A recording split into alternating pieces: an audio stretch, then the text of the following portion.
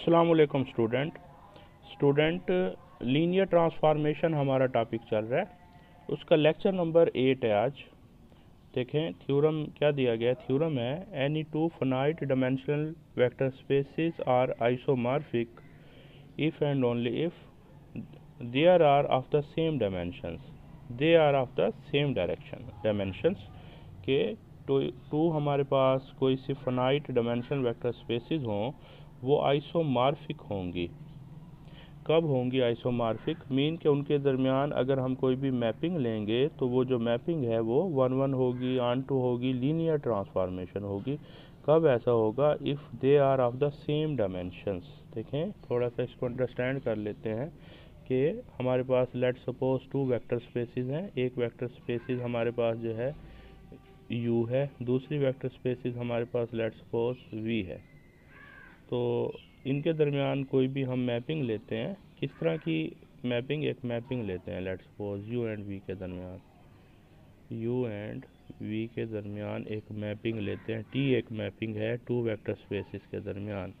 तो अगर तो ये मैपिंग नंबर 1 लीनियर ट्रांसफॉर्मेशन हो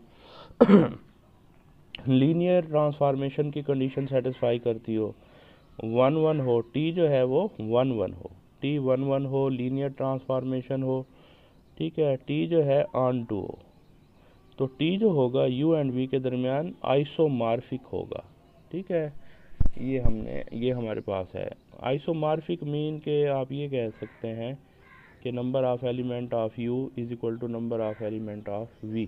ठीक है, आइसोमॉर्फिज्म, आइसोमॉर्फिक स्पेसेस इस तरह की होती हैं। तो अगर इनके दरमियान मैपिंग ये हो तो ये उस वक्त होगा, इफ़ एंड ओनली इफ़ है ना, ये उस वक्त होगा। वो कह रहे हैं कि अगर u एंड v की जो डायमेंशन है वो सेम हो, मीन के इसकी जो बेसिस है उसमें जो नंबर ऑफ एलिमेंट है, लेट करते हैं हम कहते हैं कि u1 u2 up to so un जो है वो इसकी बेसिस है, and v1 v2 v3 vn वो इसकी बेसिस है। तो अगर इसकी बेसिस u की बेसिस un है, v की बेसिस v1 v2 vn है, तो इसकी जो डायमेंशन होगी वो भी n होगी, इसकी डायमेंशन वो भी n होगी। तो इनकी बेसिस में नंबर ऑफ एलिमेंट सेम है। तो अगर ऐसा हो जाए कि 2 हमारे पास जो वेक्टर स्पेसेस हैं उनकी बेसिस जो है ना उनमें नंबर ऑफ एलिमेंट सेम हो, तो इनके दरमियान जो मैपिंग होती है वो आइसोमॉर्फिज्म होती है, या इनके एलिमेंट्स इक्वल होते हैं, आप ये कह लें। ये हमने इफ़ एंड ओनली इफ है ये शो करना है। ठीक है, तो बहुत अहम थ्योरम है ये। देखें इस प्रूफ में हम देख रहे हैं, प्रूफ है हमारे पास कि लेट करते हैं v and w be 2 finite dimensional vector spaces of the same dimension. Suppose कर लेते हैं कि v and w be finite dimensional spaces है और उनकी जो डायमेंशन है वो सेम है, मीन के इसकी जो बेसिस होगी उसमें नंबर ऑफ एलिमेंट, इसकी जो बेसिस होगी उसमें नंबर ऑफ एलिमेंट सेम है। अब हम शो क्या करेंगे? We prove that they are isomorphic. Show ये करेंगे कि ये आइसोमॉर्फिक हैं। तो उसके लिए क्या करना होगा? आइसोमॉर्फिक कब होंगी ये दोनों? कि अगर हम इनके दरमियान कोई भी एक फंक्शन लें, t सच दैट एक फंक्शन है, और वो जो फंक्शन है वो लीनियर ट्रांसफॉर्मेशन है, वो जो फंक्शन है वो 1-1 हो, वो जो फंक्शन है वो ऑन टू हो, तो प्रूव हो जाएगा कि ये दोनों जो हमारे पास वेक्टर स्पेसिस हैं ये आइसोमॉर्फिक हैं। लेट करते हैं हम, देखें इसकी एक बेसिस ले लेते हैं, v1 v2 up to so on vn and w1 w2 up to so on be the basis for v and w। फर्ज किया है कि ये जो है ये v की बेसिस है, ये जो है w की बेसिस है रिस्पेक्टिवली। चलें, अब हमने क्योंकि शो करना है कि इनके दरमियान जो इमेज है या ये आइसोमॉर्फिक है या t जो है आइसोमॉर्फिज्म है, तो हम एक फंक्शन लेते हैं, t एक फंक्शन लेते हैं और उसको डिफाइन ऐसे कर लेते हैं, डिफाइन है सच दैट हम इनपुट दे रहे हैं। आपको पता है कि इसके एलिमेंट जो होंगे वो किस तरह के होंगे? v में जो एलिमेंट होंगे, every element of v is a linear combination of the basis element of v। ठीक है, every element of w is a linear combination of the element of its basis. ठीक हो गया। तो इसलिए ये जो एलिमेंट है ये किससे आया है? ये v से आया है, एंड इसकी जो आउटपुट आएगी आपको पता है वो किससे आएगी? w से आएगी, वो इस फॉर्म का हमारे पास होगा। तो अकॉर्डिंग टू दिस इसको लेकर चलना है डेफिनेशन को। हमने ये शो करना है कि ये जो t है ये लीनियर ट्रांसफॉर्मेशन है, ये जो t है ये 1-1 है, ये जो t है ये ऑन टू है। चलिए देखते हैं। We shall prove that t is an isomorphic. तो उसके लिए T is linear transformation first हम शो करने लगे हैं। तो उसके लिए लेट करते हैं, जो यहाँ पे हमारे पास जो भी स्पेस होगी वेक्टर, उससे हम कोई 2 एलिमेंट्स लेते हैं। ठीक हो गया, तो लेट किया हमने 2 एलिमेंट्स लिए है, वी प्राइम, जो किससे बिलोंग करते हैं, वी से, सच दैट आपको पता है बाय डेफिनेशन, बिकॉज क्योंकि ये जो हमारे पास v1 है, v2 है, टू वन vn, ये बेसिस है v की, तो हर एलिमेंट v का लीनियर कम्बिनेशंस की फॉर्म का होगा। ये देखें इस फॉर्म में आ जाएगा। देन देखें T of v plus V prime, अब देखें इनकी वैल्यू हमने पुट कर दी है। अब आप इसे अरेंज कर लें, मीन के देखें इसमें नोट करें कि x1 एंड x1, तो v1 दोनों में कॉमन है, x इसी तरह v2 ऐसे कॉमन होगा। ये सिंपलीफाई करने के बाद ये हमारे पास फॉर्म आ जाएगी। Bye definition of T apply कर दें, जब आप टी अप्लाई करेंगे तो ये तो एलिमेंट हैं v के, आपको जो रिज़ल्ट मिलेगा वो w में मिलेगा, तो ये जस्ट ये चेंज आ जाएगी। ठीक हो गया, इसको आप मल्टीप्लाई कर दें, ये हमारे पास दोबारा से अब नोट करें x1 w1 प्लस ये हमारे पास सिंपलीफाई। अब इसे फिर अरेंज कर लें, x1 w1 plus x2 w2 plus up to so on x and wn, तो ये जो वैल्यू होगी आपको पता है according to this and according to this, ये किसका इमेज होगा, ये इमेज होगा हमारे पास टी ऑफ वी के इक्वल। ठीक है, और ये किसके इक्वल होगा, टी ऑफ वी प्राइम के इक्वल होगा। तो ये फर्स्ट जो है कंडीशन सेटिस्फाई हो जाएगी, किस चीज़ की कंडीशन सेटिस्फाई हो जाएगी, लीनियर ट्रांसफॉर्मेशन के लिए। चलें स्केलर प्रॉपर्टी, स्केलर मल्टीप्लिकेशन के लिए हम एक एलिमेंट कहाँ से लेंगे, एक एलिमेंट हम लेंगे एफ से और दूसरा एलिमेंट हम लेंगे वी से, सच दैट ये देखें अब वी की हमने वैल्यू रिप्लेस कर दी है क्योंकि लीनियर कम्बिनेशन है बेसिस के एलिमेंट का। इसको आप मल्टीप्लिकेशन अप्लाई कर देंगे, ठीक है, तो ये सिंपलीफाई हमारे पास ये आ जाएगा। अब bye definition of T use कर लें, टी जब अप्लाई करेंगे तो ये देखें इस फॉर्म में आ जाएगा, तो इसमें से x को कॉमन ले लें, फॉर्म आ जाएगी। अब ये नोट करें ये किसका इमेज है, ये किसका इमेज है, ये टी ऑफ वी के इक्वल होगा। ठीक है ना, ये टी ऑफ वी के इक्वल आ जाएगा, मीन के ये हमारे पास आ जाएगा, ये ऐसे कह लें, देखें ये आ जाएगा। ठीक हो गया,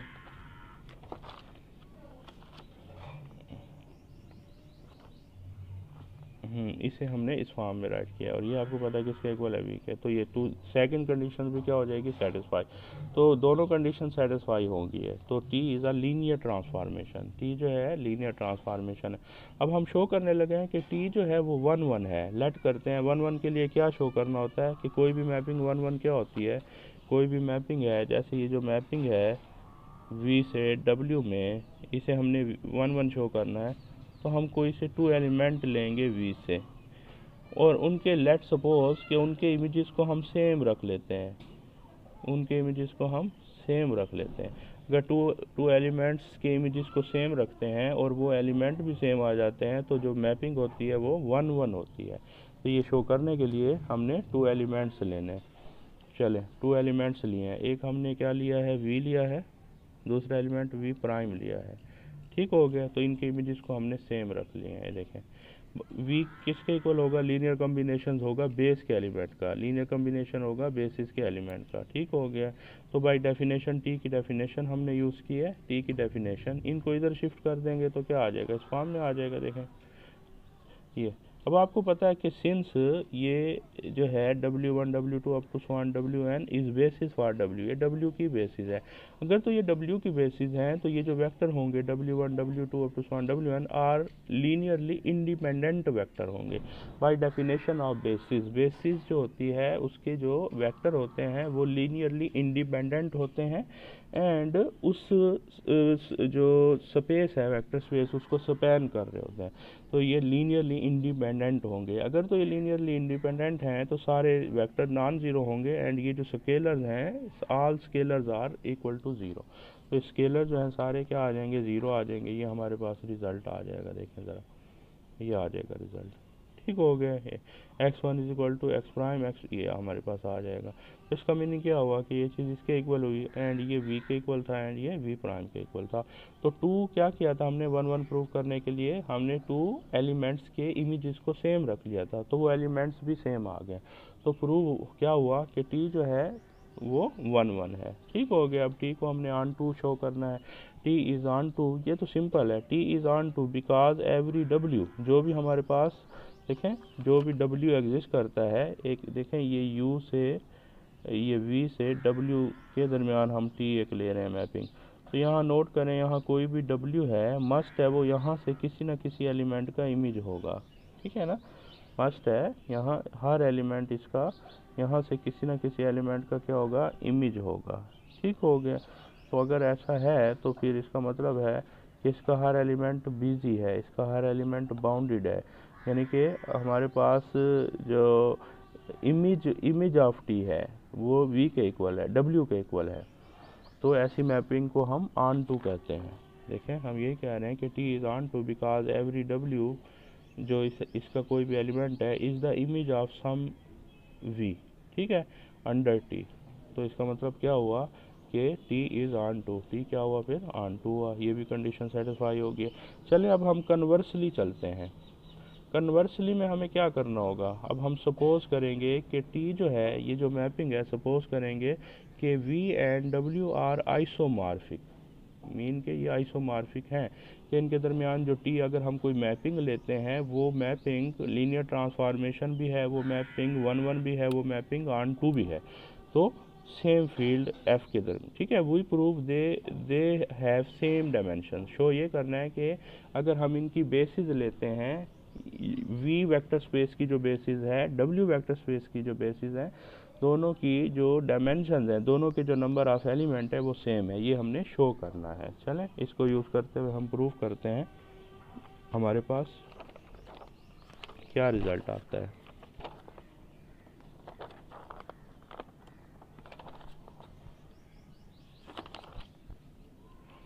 चलें लेट कर लेते हैं, हम क्या लेट करते हैं कि v1 v2 up to vn भी a basis of v। Suppose that ये v की बेसिस है। अब देखें, अगर ये v की बेसिस है तो नोट करें इसकी v की डायमेंशन कितनी हुई, n हुई, बिकॉज इसमें नंबर ऑफ एलिमेंट हम कितने ले रहे हैं, ये देखें v1 v2 up to vn भी अ बेसिस ऑफ v। अगर ये v की बेसिस है तो v की डायमेंशन क्या हुई, वो n हुई, इसमें n नंबर ऑफ एलिमेंट है। तो हम ये शो करेंगे कि जो हमारे पास w है उसकी डायमेंशन भी n है, तो उसके लिए then we have to prove that हमें ये शो करना होगा t v1 t v2 up to t vn is a basis for w, ठीक है ना, क्योंकि ये अगर w की बेसिस बनती है तो इसमें ये भी नंबर ऑफ एलिमेंट जो है वो n ही है, तो प्रूव हो जाएगा। तो अब इसको हमने शो करना है कि ये बेसिस है। बेसिस शो करने के लिए आपको पता है बेसिस की क्या डेफिनेशन होती है, कोई भी जो सेट होता है, सब सेट ऑफ जो वेक्टर स्पेस का सब सेट होता है, वो बेसिस कब होता है कि अगर उस सेट के जो वेक्टर्स हैं वो लीनियरली इंडिपेंडेंट हो एंड वो जो सेट है वो बड़ी स्पेस वेक्टर स्पेस को स्पैन कर रहा हो। तो अब हम शो करेंगे कि ये जो वेक्टर है ये लीनियरली इंडिपेंडेंट है। लीनियरली इंडिपेंडेंट शो करने के लिए क्या करेंगे कि हमारे पास स्केलर्स एग्जिस्ट कर रहे हैं xi सच दैट इनका लीनियर कॉम्बिनेशन इक्वल टू 0 है। अब हम ये शो करेंगे अगर हमारे पास रिजल्ट ये मिलता है x1 x2 xn up to all 0 आ जाते हैं तो प्रूव हो जाएगा कि वेक्टर लीनियरली इंडिपेंडेंट है। आपको पता है कि t जो है वो लीनियर ट्रांसफॉर्मेशन है, स्केलर प्रॉपर्टी होल्ड कर जाएगी, इसको इस फॉर्म में राइट करेंगे, इसको इस फॉर्म में, इसको इस फॉर्म में, टू सो t जो है लीनियर ट्रांसफॉर्मेशन है, तो ये एडिशन की प्रॉपर्टी जो है ना वो सेटिस्फाई हो जाएगी। अब आप नोट करें ये कोई एलिमेंट है और ये किसका एलिमेंट है, बेसिकली तो ये v का एलिमेंट है। तो v के एलिमेंट का जो इमेज है वो 0 आ गया। तो किसी भी v के by definition of null space या कर्नल कह लें आप, कर्नल ऑफ टी कह लें या नल स्पेस ऑफ टी कह लें, क्या डेफिनेशन होती है कि v के वो एलिमेंट जिनका जो इमेज है वो 0 आ जाए, ठीक है ना, वो किससे बिलोंग करते हैं, कर्नल ऑफ टी से बिलोंग करते हैं। अब नोट करें आप कि इसका जो इमेज है वो ये v का जो एलिमेंट है इसका इमेज 0 आ गया, तो ये किससे बिलोंग करेगा, कर्नल ऑफ टी से बिलोंग करेगा। एंड हमने एक थ्योरम किया था, याद करें कि अगर t जो है ये v से w में ये एक लीनियर ट्रांसफॉर्मेशन है एंड इफ़ अगर ये 1 1 हो, अगर ये क्या हो 1 1 हो, इफ़ एंड ओनली इफ, कब कर्नल ऑफ टी जो होगा वो मस्ट बी कंसिस्टिंग ओनली 0, ठीक है। ये हमने थ्योरम किया था, इस थ्योरम को हम यूज़ कर लेते हैं। आपको पता है T is injective because T is isomorphic या isomorphism, T is isomorphism. T अगर आइसोमॉर्फिज्म है तो मस्ट बी इंजेक्टिव, मीन 1 1 भी होगा, अगर 1 1 है तो null space of T only consisting zero element, तो ये जो एलिमेंट है ये ज़ीरो के इक्वल होगा बिकॉज ये नल स्पेस से बिलोंग करता है। ठीक हो गया। अब देखें इनका जो लीनियर कम्बिनेशन है इक्वल टू ज़ीरो है। अब आपको पता है v1 v2 v3 up to one vn, ये देखें ये किसकी बेसिस है, ये बेसिस हम क्या कर आए हैं v की। अगर तो ये बेसिस है v की तो ये जो वेक्टर होंगे लीनियरली इंडिपेंडेंट वेक्टर होंगे, v1 v2 v3 linearly independent vector हैं। अगर ये लीनियरली इंडिपेंडेंट वेक्टर हैं तो ये सारे स्केलर्स क्या होंगे ज़ीरो।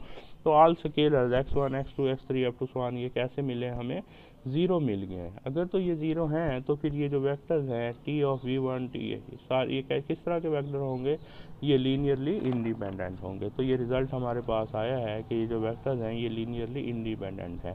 अब हम ये शो करेंगे कि ये जो वेक्टर्स हैं ये w को स्पैन करते हैं। ठीक है, तो स्पैन करते हैं। स्पैन की क्या डेफिनेशन होती है, bye definition of spanning set.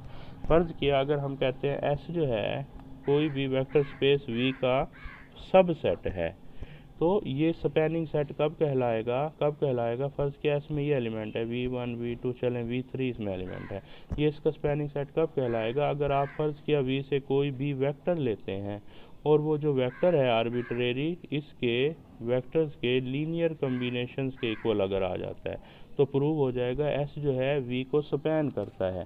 तो सेम उसी तरह हमें, क्योंकि हमने ये शो करना है कि ये जो है W को स्पैन करता है, तो W से एक वेक्टर लेंगे और अगर वो वेक्टर इन लीनियर कम्बिनेशंस के इक्वल आ जाता है इन वेक्टर्स के, तो प्रूव हो जाएगा कि ये इसको स्पैन कर रहे हैं।